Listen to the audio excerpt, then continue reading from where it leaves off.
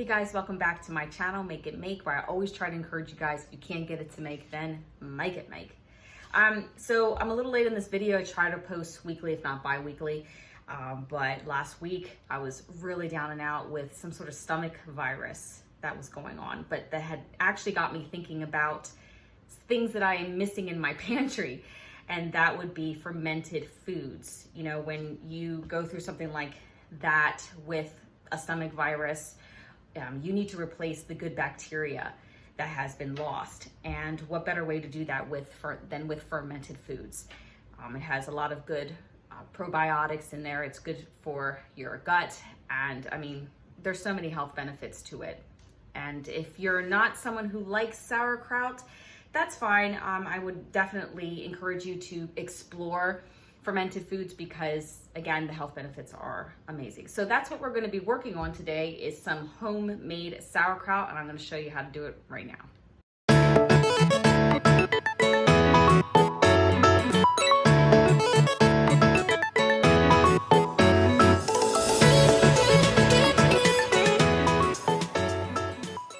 Before we begin the process of making the sauerkraut, I just wanted to give you guys a couple of options in which you can ferment your sauerkraut.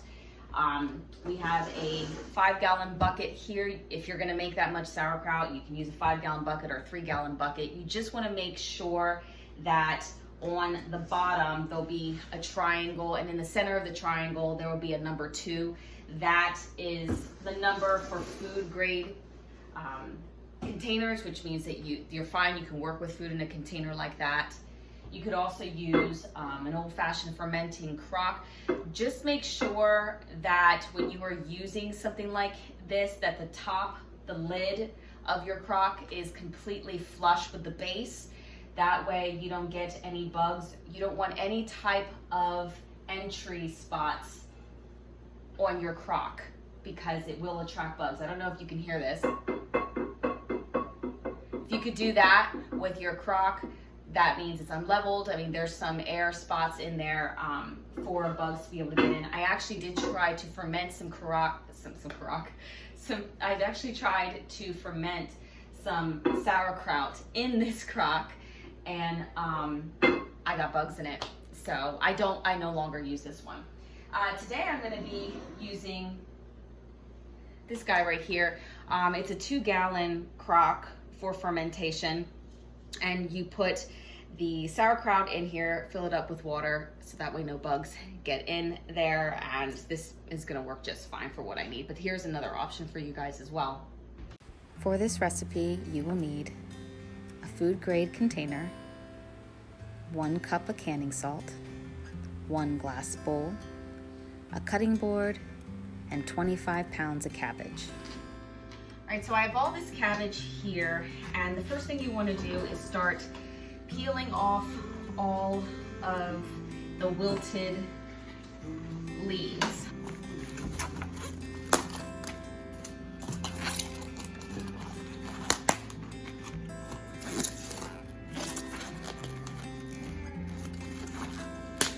Now that I'm done peeling all of the wilted leaves off, and you're gonna end up with something like this, a nice clean looking cabbage.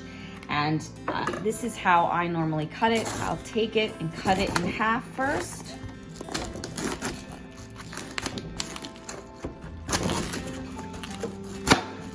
Okay. And then I will just cut out the core.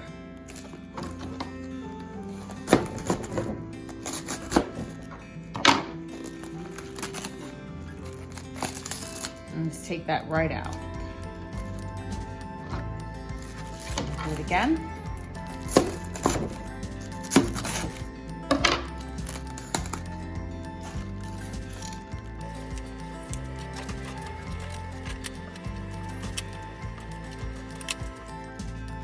All right, now I'm just gonna take my cabbage and start cutting it, making very thin slices.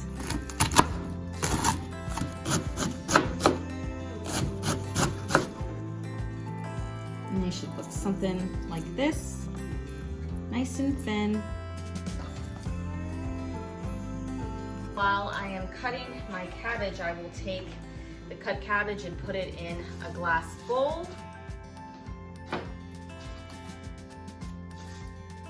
All right, so my bowl is getting full here. So this is the time where I start adding some of my salt to it.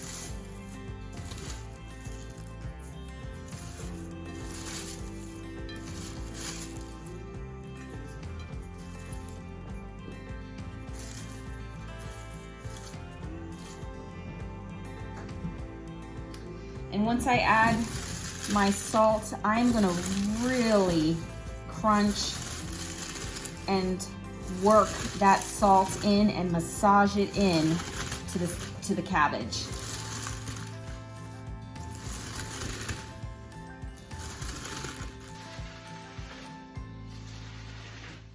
And as you massage that salt into the cabbage, you're gonna start seeing the cabbage breaking down, and that's a good thing. Because you saw earlier, it was about up to here, and now we're like, what, like less than halfway down in there.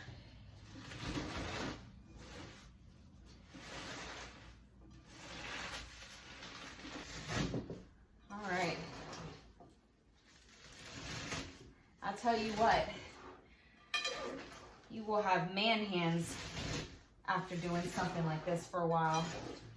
Because I really like to make sure all the salt is good and evenly distributed through the cabbage. All right, so once I feel like the salt is good and massaged in there, I will let this sit for about 15 minutes because it'll start wilting, which is good. That's what I want. That's what the salt does. It breaks down the cabbage. And hopefully we'll start to see some brine, some of that liquid form. But yeah, so let it rest for about 15 minutes and then we'll come back.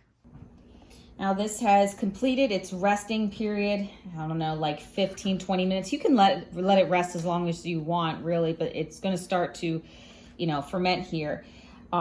It's wilted down by like half. Again, it was kind of like heaping over here, and now we're down to here. And I just want to take a closer look at this here and show you guys the brine. So you can see right here as I push down, you can see the brine right over here. Try to get a better look at that for you. Okay, that's what you want. That's what you want to sit on top of your cabbage when you put it in the fermentation crock. All right, and at this point, when you see your cabbage starting to wilt down enough like that, where you push down and you get some brine, then it's ready to go ahead and put in your crock.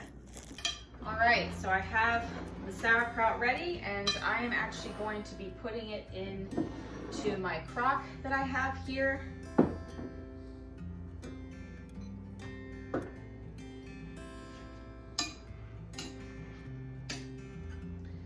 Just going to be spooning it in.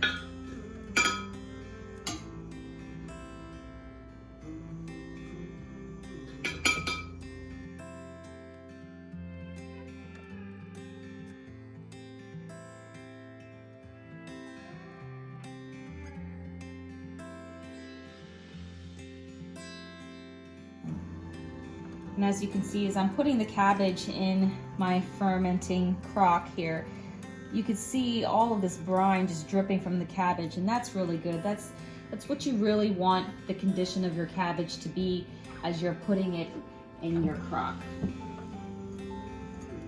Just have this last little bit here to go. Kind of gave up on the spoon because it was going a little too slow for me. Here. It's looking really good. This is just great. This is looking really good.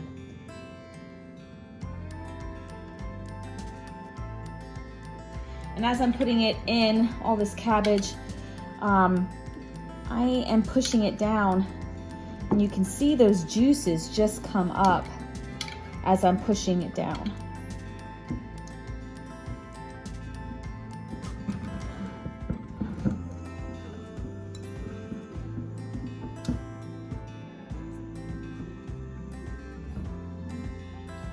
And I'm just going to take my cover and I'm going to place it on top. And now I'm just gonna add some water all the way around the rim. This is what's gonna help keep bugs out.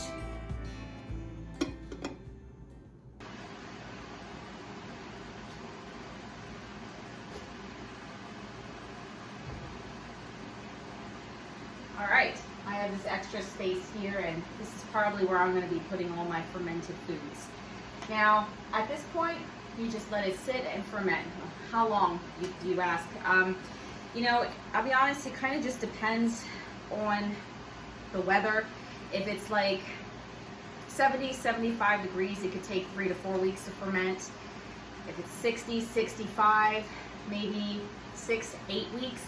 It just depends on how warm or cool it is. I check it every single day. I take off the scum off the top if there is any. But other than that, it should be ready pretty soon because we're still in the 70s. I will be doing a second video on this, on how to can it, because I do like mine to be canned when it's done. Some of it I'll eat fresh, and then some of it I like to just have on hand. Or you could just freeze it as well. If you just want to stop here and then put it in the freezer, you can do that too. Other than that, guys, thank you so much for joining me, and as always, take care and God bless.